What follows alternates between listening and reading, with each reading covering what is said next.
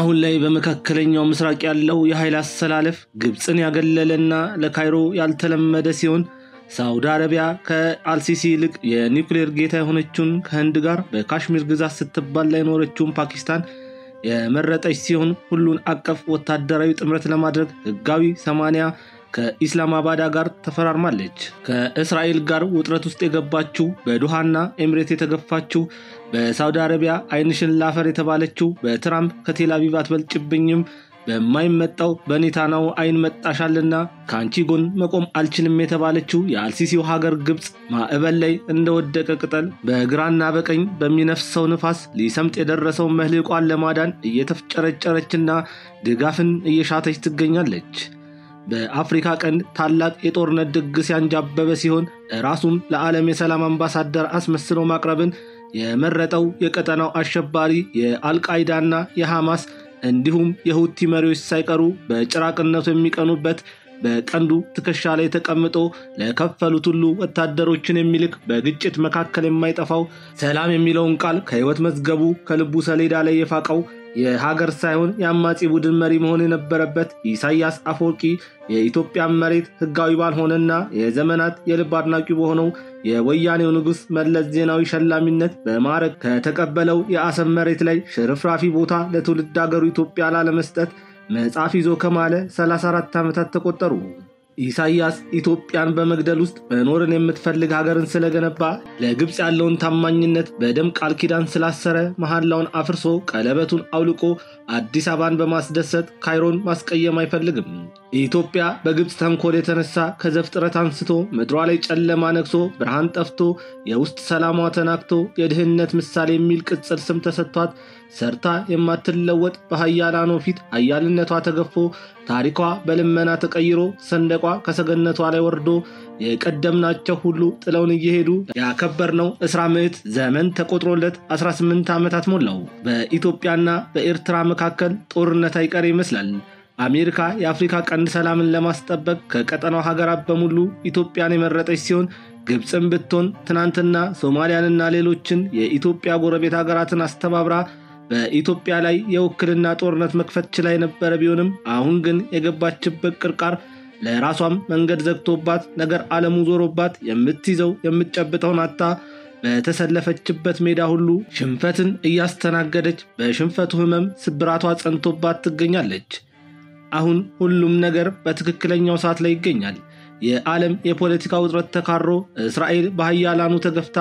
ግብጽ በአረግሊክ ተሰላይታ ዩክሬን በሩሲያ ደቃና አፈር መስላ አሜሪካን ከቦሊቪያ ጋር ተካራ ቻይና በታይዋን ጉዳይ ላይ መረቧን ጥላ ሶማሊላንድ ሀገር ካልሆንኩ ሞቼ ይገኛለሁ በሚል ለሞቃዲሾ ራስ ምታት በሆነችበት ሄዝቦላ ከቴል አቪቭ ይልቅ እኔ ለመካከለኛው ምስራቅ ድህነት ነኝ ብሎ የመሲህነት ጩኸቱን በሚያሰማበት እስራኤልና ግብጽ ወደ ጦርነት ሊገቡ ባሰፈሰፉበት በዚህ ዘመን ኢትዮጵያ ወደ ቀይ ባህር ለመመለስ ከዚህ የተሻለ ወቅት የለም ብላ በታላላቅ ጀነራሎቿ ሳይቀር አሰብን ሳምባ አድርገው ቀይ ባህርን እየተነፈሱ ይገኛሉ። አሜሪካን ብትሆን ከእንግዲህ በኋላ ዓለም ይወቅልኝ ስትል በስቴት ዲፓርትመንት ከፍተኛ አማካሪዋ በሆኑት ማሳድ ቦሎስን አማካኝነት የአፍሪካ ቀንድን ሰላም ለማድረግ ከኢትዮጵያ የተሻለ ሀገር በቀንዱ ላይ ማግኘት አይቻለኝም፣ ይቺ ሀገር የቀንዱ ወሳኝና ከፍተኛ የሰላም ዘብናት ስትል ድምጿን ከፍ አድርጋ ተናግራለች። ኢትዮጵያ የዓለም ፖለቲካ የኃይል ሚዛን መለዋወጥንና የግብጽን ውጥረት ተከትሎ በኢሳያስ አፈወርቂ አመራር ምክንያት ከዓለም የተገለለችውንና ረዳት አልባ የሆነችውን ኤርትራ በዲፕሎማሲም ሆነ በሌላ መልኩ ከቦክሱ ሪንግ ውስጥ ዘርራት አሰብን ወደ እናት ምድሩና ወደ ቀደመ ቤቱ በመመለስ ያቺ የጥንቷ ዓለም ሁሉ ይታፈርላትና ይንበረከክላት የነበረችውን ታላቋን ኢትዮጵያ ደቡብ አረቢያና የመን ይገዙላት የነበረችዋ የሀበሻ ምድር የአቢሲኒያ ግዛት የቀይ ባህር ንግስት የሆነችውን ገናናነትን በልኳ የተሰፋላት ሀገርን ለመመለስ ምን ማድረግ ይገባታል የሚለውን ጉዳይ ከተለያዩ ሐሳቦች አንጻር ትንታኔያችን በሰፊው የሚዳስሰው ይሆናል። ከትንታኔው ጋር ቢኒያም ከድር ነኝ። አብራችሁን ቆዩ። ከአፍታ ቆይታ በኋላ ስንመለስ በቀጥታ ወደ ትንታኔያችን የምናልፍ ይሆናል። እስከዚያው ሚዲያችንን ሰብስክራይብ፣ ትንታኔውን ላይክ እና ሼር ማድረጉትን አይዘንጉ። እንግዲህ ካዛንችስ ኢንተርቪስትሮ ፍለፊት ነው ያለነው። እንግዲህ እንደ ኤክስፒሪየንስ ከዚህ በፊት እዚህ ሎኬሽን ላይ አስረክበናቸዋል ሰዎች ካርታቸውን ወስደው መኖር ጀምረዋል ይሄ ሁለተኛ ፕሮጀክታችን ሲሆን ይሄ ፕሮጀክታችን ያረፈው እንግዲህ 1200 ካሬ ላይ ነው ቲም ቢልዲንግ ነው መንገረባው ሁለቱም ህንጻዎች እስከ 7 ይገናኙና ከ7 በኋላ ይለያያሉ ማለት ነው ለአፓርትመንቶቹ የሚሆን ሊፍት ለብቻ ለኮሜርሻሉ የሚሆነው ሊፍት ለብቻ ይሆናል ሌላው ሁለቱም ዊንጎች ላይ ሁለት ሊፍቶች ይኖሩና 1200 ካሬ ላይ ያረፈ ቴራስ ይኖርናል እዚህኛው ሳይታችን ላይ ልክ እንደሌላ ጊዜው ለቢልዲንጉ ነዋሪዎች የሚሆን ጂም ስፓ ሳውና እንዲሁም ደግሞ ለህፃናት ጸጉር ቤት ለአዋቂዎች ይኖረናል ማለት ነው ቢልዲንጉ ቅድም ለመግለጽ እንደሞከርኩት ቲም ቢልዲንግ ሲሆን ከ121 ካሬ ጀምሮ 2 ቤድሩም ቤት እየሸጥን ያለነው ማለት ነው እንግዲህ የሚገኝበት ፕሮግረስ አሁን ቤዝመንት እየወጣን ያለነው በዚህ ስቴጅ እንግዲህ አፓርትመንቶችን መግዛት ትርፍ ምን ያህል እንደሚያስገኝ ብዙዎቻችሁ ታውቁታላችሁ ምክንያቱም አንደኛ ፕሮሞሽናል ፕራይስ ነው የሚሆነው የምሰጣችሁ ፕራይስ ሁለተኛ ደግሞ ሪሴል ቫልዩ ሪሴል ብታደርጉት አንደር ኮንስትራክሽን ያለ መሸጥ ብትፈልጉ እንደዚህ አይነት ኦፕሽኖችን ያስገኝላችኋል ማለት ነው ሌላው ዝቅ ባለ አድቫንስ ለምሳሌ ከ20% አድቫንስ ጀምሮ ኮሌክት ስለምናደርግ ፔመንት ሞዳሊቲው ምቹ ይሆናል ኢትዮጵያ በመንግስቱ ኃይለ ማርያም እየተመራች በነበረበት ወቅት የኩባው መሪ ፊደል ካስትሮ ለደርግ መንግስት ልዩ ፍቅር ነበረው ይህ ፍቅር እንዲሁ እንደዋዛ የሚታይ ሳይሆን የደም ትስስር ያለበት የካራማራ ጀግኖችን የፈጠረበት የዚያድ ባሬንና የግብጽን ምኞት ከንቱ ያስቀረ ለነጻነት ራስ የተከፈለበት አጥንትና ስጋ የተጋመደበት በሞት መስተጋብር የአንድነት ውህደት የተፈጸመበት ለኮሙኒዝም ስርዓት ወደ ፍጽምና የተጠጋ ልዩ ፍቅር የታየበት የኢትዮጵያና የኩባ ወዳጅነት ፍሬ አፍርቶ እሸቱ ጎምርቶ ፍሬው የታጨደበት ወቅት ነበር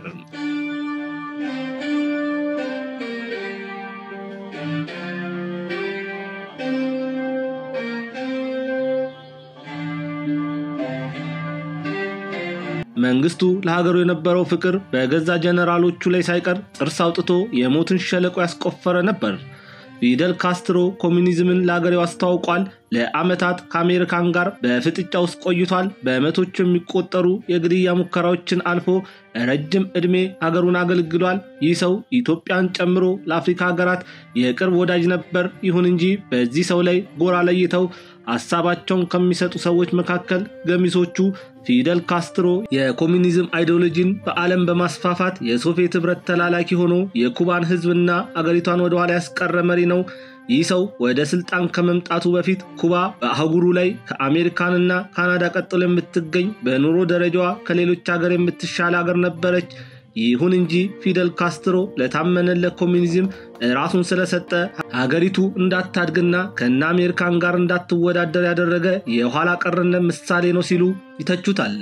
በሌላ በኩል ደግሞ ፊደል ካስትሮ የሃይማኖት አክል ባመለከው የኮሙኒዝም ስርዓት ተጠቅመው ኩባን ለማሳደግ ከፍተኛ ጥረት አድርጓል ይሁን እንጂ ሀገሩን የሚወድና ለዓለም መልካም ያሰበ እንዲሁም ለአሜሪካን ያላሸበሸበ ሁሉ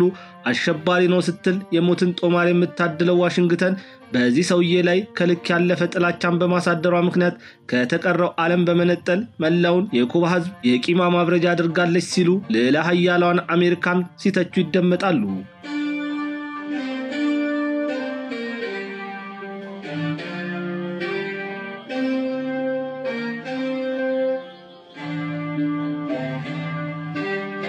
በዛም ሆነ በዚህ ግን ይህ ሰው ለኢትዮጵያውያን ከፍተኛ ውለታ ውሏል በዘመናት ሂደት የኢትዮጵያ ታሪክን ማኮሰስና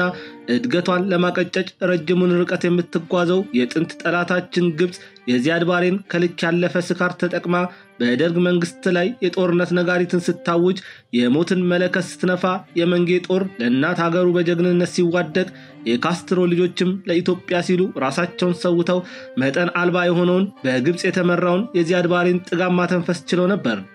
ይህ ስለ ነጻነት የተከፈለ መስዋዕትነት ነው አሊ በርኪን የመሰሉ ጀግኖች ያፈራንበት ታላቁ የካራማራ የድል ብስራት ዜና የማድረግ ልክ የመቻል ጥግን ያሳየንበት የዘመናት ጠላታችንን ግብጽና ጀሌዎቿን ያዋረድንበት የታሪክ አሻራ የድል ቀለም የተጻፈበት የኢትዮጵያና የኩባ የመንጌና የካስትሮ የማርክሲዝምና የሌኒኒዝም እሳቤ ያሸነፈበት የጃዙር የቅኝ ግዛት እሳቤ ውድቅ የተደረገበት ወቅት ነበር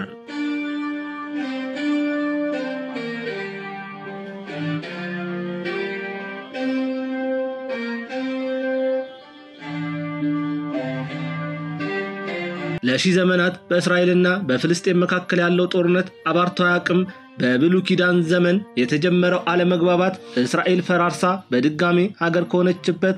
ከ1948 ዓ.ም በኋላም እንደቀጠለ ነው።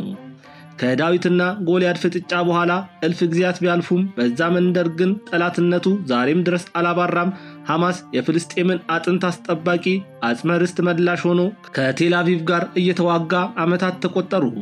ግን አሁንም በዚያ መንደር ሰላም የሚባል ነገር የለም። የእጅ መዳፍ የምታክለው እስራኤል ለያዥ ለገናዥ አስቸግራ መካከለኛው ምስራቅን እያተራመሰች ትገኛለች። ወሰን አልባ የሆነችው ድንበሬን አፈቃት ፍልስጤም ለእስራኤል ያልንበረከክም ብላ ከፍተኛ ትግልን እያደረገች በምትገኝበት በዚህ ወቅት ለዘመናት የኔታንያሁን ሀገር ይደግፉ የነበሩ ምዕራባውያን ለቴል አቪቭ ጀርባቸውን ሰጥተው በእስራኤል ላይ የበቀል ጅራፍ የሚመስል ሰይፋቸውን መዘዋል። ዩናይትድ ኪንግደም፣ ካናዳ፣ አውስትራሊያና ፖርቹጋል ኔታንያሁን ያስቆጣ ውሳኔ ወስነዋል። ለዘመናት ዕውቅናቸውን የነፈጓትን ፍልስጤም ሀገር ናት ሲሉ ምስክርነታቸውን በአደባባይ ሰጥተዋል። ያቺ ከዘፍጥረት ጀምሮ በመላው ዓለም ስትገለል የኖረችው ራምሃላ በ21ኛው መቶ ክፍለ ዘመን ከብዙ መገፋትና አለመፈለግ በኋላ ባደረገችው ከፍተኛ የተጋድሎ ጽናቷ በተባበሩት መንግስታት ድርጅት ዕውቅና ያላት ሀገር ለመሆን ከጫፍ የደረሰች ይመስላል። ይህንን ድምፅ የሰሙት ኔታንያሁ አራስ ነብር ሆነው ከፍተኛ ቁጣቸውን በአውሮፓውያኑ ላይ ያሰሙ ሲሆን ይህ ውሳኔ ሽብርተኝነትን መደገፍና ሐማስ እንዳይጠፋ ከመፈለግ የተነሳ የተወሰነ የአሸባሪዎች ውሳኔ ነው ሲሉ ተደምጠዋል።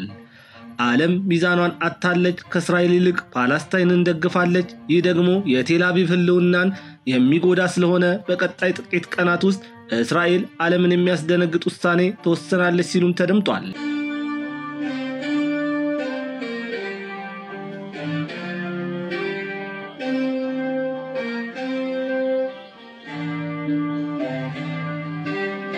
ግብጽ በመሰረተችውና ጥርሷን በነቀለችበት የአረብ ሊግ የፈለገችውን ማድረግ ተስኗት የታመነችላቸው ይደግፉኛል ብላ እምነት በጣለችባቸው ኳታርና ኤሚሬትስ ተገፍታ ልትመሰርት ያሰበችው የአረብ ሀገራት ኔቶ ሳይሳካ ቀርቶ ውጥኗ መክኖባታል። አልሲሲ በዞረበት ሁሉ ሽንፈት እንደ ጥላ እየተከተለው ይገኛል። ያቺ ለዘመናት በኢትዮጵያ ውሃና አፈር ስትጫወት የቆየችው ካይሮ አሁን ላይ ጊዜ እንደ ማታ ጀንበር እየሸሻት ፀሐይ እየጠለቀባት ትገኛለች። ያለፉትን 14 ዓመታት በዓለም የሸንጎ አደባባይ የውሸት ዳኞች በተሰየሙበት ችሎት ስትከሰስ የነበረችው ኢትዮጵያ እውነት አርነት አውጥቷት ዘመን ያልገደበውን ባለግርማ ሞገሱን ታላቁን ግዮን በምድሯ ማዕፀን ውስጥ ቋጥራ ማስቀረት ችላለች። የሰከላው ምንጭ አባይ እናቱ ቤኒሻንጉል ሆና በጉባ ማደር ከጀመረ ዓመታት ተቆጠሩ። በህዳሴው ግድብ የተሸነፈችውና እስካሁን ከሽንፈቷ አንጎበር መንቃት ያልቻለችው ግብጽ መካከለኛው ምስራቅና የአፍሪካ ቀንድን ለመቆጣጠር ይረዳኛል ብላ ያሰበችውና 20,000 ወታደሮችን ለማሰማራት ቃል ገብታለት የነበረችው የአረብ ሀገራት ወታደራዊ ጥምረት በዶሃና ኤሚሬት ውድቅ መደረጉን በሰማች በሰዓታት ልዩነት በሲና በረሃ ላይ ከፍተኛ ቁጥር ያለውን የግብጽ ወታደር ያሰማራች ሲሆን ይህ ውሳኔዋ ደግሞ በአውሮፓውያን ፊት የተነሳችውን ቴል አቪቭ ያስቆጣና ለጦርነት ዝግጁ እንድትሆን ያደረገ ሲሆን ለካይሮ ከፍተኛ ወታደራዊ የበጀት ድጋፍ የምታደርገውን አሜሪካን ሳይቀር ያስቆጣ ተግባር ሆኗል። ነገር ሁሉ የማያምር የሆነ የጦርነት መለከት እየተነፋበት የሚገኘው መካከለኛው ምስራቅ ግብጽና እስራኤልን ያፋጠጠ ሲሆን አሜሪካንም ብትሆን ከካይሮ ይልቅ ለቴል አቪቭ ድጋፏን ያሳየች ሲሆን በ6.4 ቢሊዮን ዶላር የተለያዩ የጦር መሳሪያዎችን ለእስራኤል ለመሸጥ የኮንግረሱን ውሳኔ እየጠበቀ የሚገኘው የትራምፕ አስተዳደር ለኔታንያሁ አሁንም ድረስ የታመነና የጋዛ ሰርጥን በእስራኤል ግዛትነት እንዲጠቃለል በማርኮ ሩቢዮ በኩል ድጋፍን እያሳየ ይገኛል።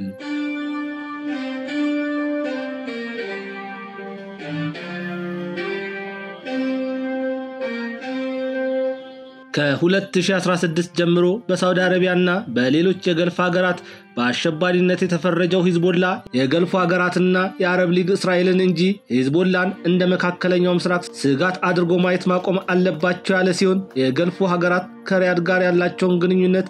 በማስተካከል ቀጠናውን ለማተራመስ ከፍተኛ ስጋትን የደቀነችውን የኔታንያሁን ሀገር እስራኤልን መዋጋት አለብን፣ ይቺን ሀገር ካላስቆምናትና ፍላጎቷን መግታት ካልቻለው መላውን አረብን ለማጥፋት ከፍተኛ እቅድ አላት ሲል ተደምጧል። የሂዝቦላን ስጋት የተጋራችው ግብጽ የትራምፕ አስተዳደር ቴልአቪቭን የማያስቆም ከሆነና የተቀረው ዓለም እስራኤል በጋዛ ህዝብ ላይ ያደረሰችውን የዘር ማጥፋት ወንጀል ዕውቅና ሰጥቶ በዚህች ሀገር ላይ ማዕቀብ ካልጣለ በሲና በራ የሚተራመሱትን የጦር አበጋዞችን በቴልአቪቭ ከተማ ላይ ለማሰማራት እገደዳለሁ የሚለው የአልሲሲ አስተዳደር በአሜሪካን 3.8 ቢሊዮን ዶላር የሚያወጡ 30 ኤችኤች-64 አፓች ተዋጊ ሄሊኮፕተሮችንና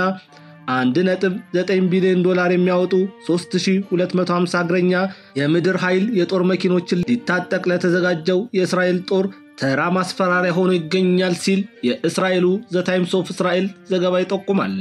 አሁን ላይ በመካከለኛው ምስራቅ ያለው የኃይል አሰላለፍ ግብጽን ያገለለና ለካይሮ ያልተለመደ ሲሆን ሳውዲ አረቢያ ከአልሲሲ ይልቅ የኒውክሌር ጌታ የሆነችውን ከህንድ ጋር በካሽሚር ግዛት ስትባል ላይ ኖረችውን ፓኪስታንን የመረጠች ሲሆን ሁሉን አቀፍ ወታደራዊ ጥምረት ለማድረግ ህጋዊ 80 ከኢስላማባድ ጋር ተፈራርማለች። ከእስራኤል ጋር ውጥረት ውስጥ የገባችው በዶሃና ኤምሬት የተገፋችው በሳውዲ አረቢያ አይንሽል ላፈር የተባለችው በትራምፕ ከቴልአቪቭ አትበልጭብኝም በማይመጣው በኔታንያሁ አይን መተሻልና ካንቺ ጎን መቆም አልችልም የተባለችው የአልሲሲው ሀገር ግብጽ ማዕበል ላይ እንደወደቀ ቅጠል በግራና በቀኝ በሚነፍሰው ንፋስ ሊሰምጥ የደረሰው መልህቋን ለማዳን እየተፍጨረጨረችና ድጋፍን እየሻተች ትገኛለች።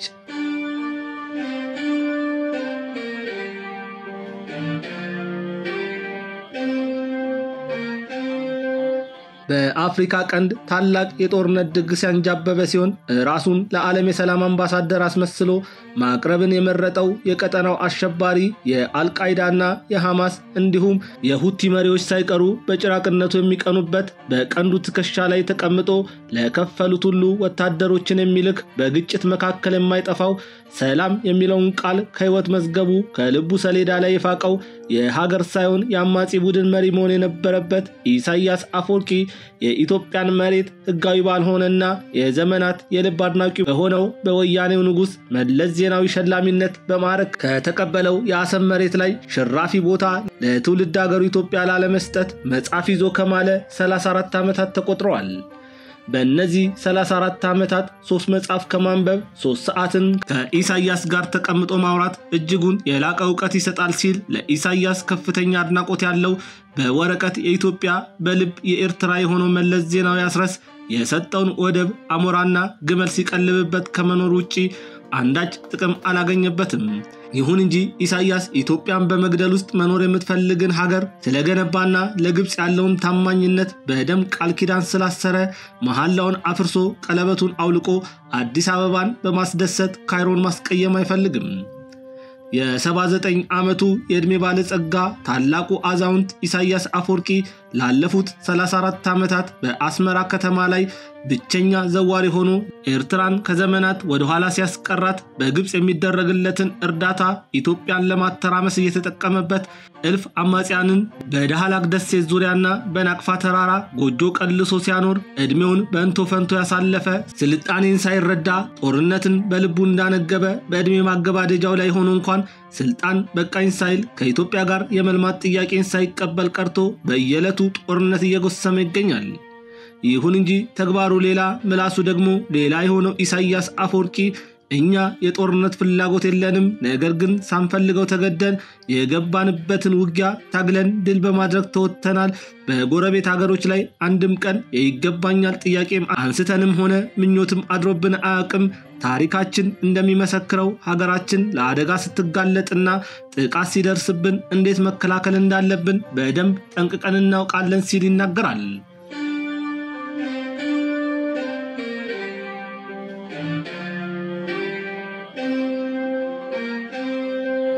ሰውየው ይህንን ይበል እንጂ በታሪክ ኤርትራ የምትባል ሀገር እንዳልነበረች የዘመናት እውነታ እንደሆነ የአደባባይ ሚስጥር ነው። ይህ ሰውዬ ታሪክን በማዛባት ኤርትራ የምትባል ሀገር እንደነበረች ለልቡ በመንገር ሀገራችን ለአደጋ ስትጋለጥና ጥቃት ሲደርስብን እንዴት መከላከል እንዳለብን ጠንቅቀን እናውቃለን ሲል እሱ በእድሜ የሚበልጣትን የ34 ዓመት ጎልማሳ የሆነች ሀገሩን የእልፍ ዘመናት ታሪክ እንዳላት አድርጎ እያወራ ይገኛል። ይህች ሀገር ታሪክ እንደሚመሰክረው ከቀኝ ገዢዎችና ከኢትዮጵያ ታሪካዊ ጠላቶች ጋር በመሆን የውሸት ታሪክ ፈጥረው የሰሯት ሀገር እንጂ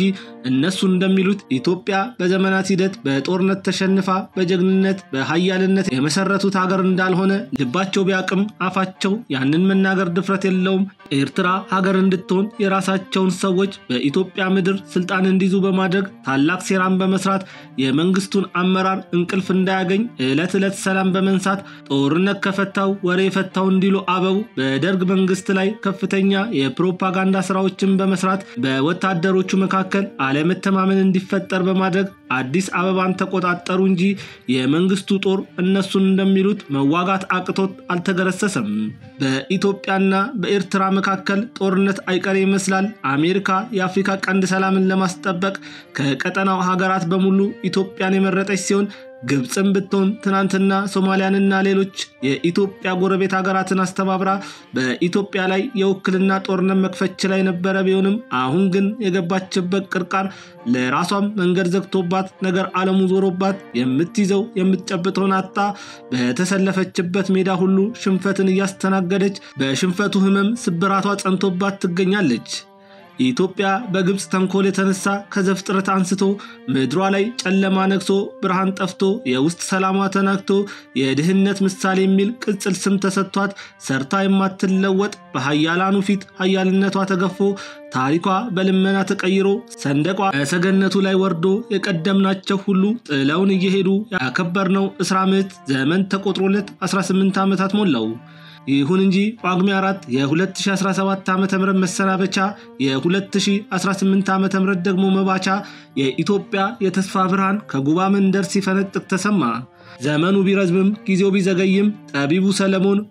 ጊዜ ለሁሉ እንዳለው ወቅቱ ሲደርስ ዘመኑ ሲፈጸም የኢትዮጵያ የከፍታ ዘመኗ ሲዳረስ የናቋት ሁሉ ከእግሮቿ በታች የሚሰግዱበት ትንቢቱ ይፈጸም ዘንድ ግድ ሆነና የጨለማ ቀኗ ተለውጦ ሌሊቷ ሳይቀር በብርሃን ተመሳጥሮ በከፍታው ማማ ቆማ ከኃያላኖቹ እልፍኝ ተሰድራ አንደኛውን ውሃ መርቃ ሌላኛውን ስደተኛ ልጇን ፍለጋ ጉዞ ጀምራለች።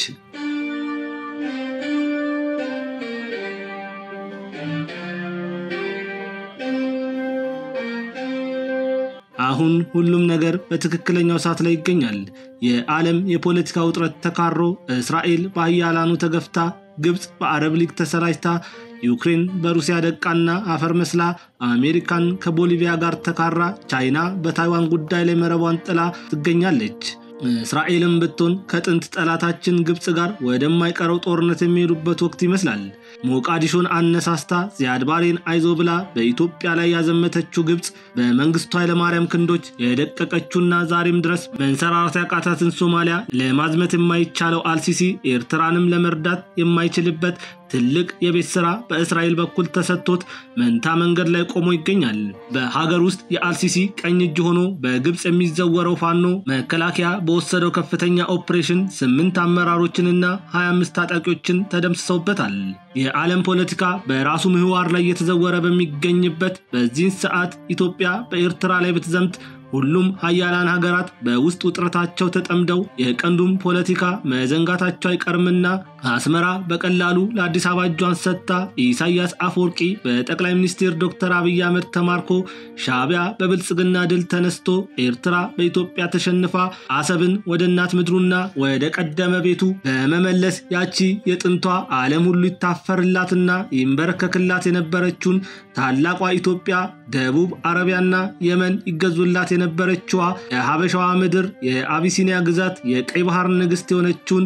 ገናናነት በልኳ የተሰፋላትን ሀገር መመለስ ይቻላል።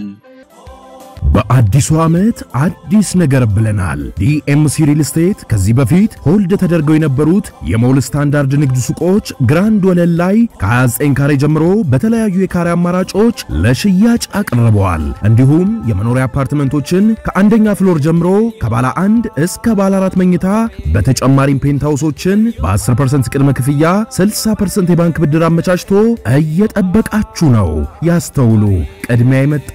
ቅድሚያ ይስተናገዳል። ይታገዳል። ለበለጠ መረጃ በ0998 31 7677 ላይ ይደውሉ።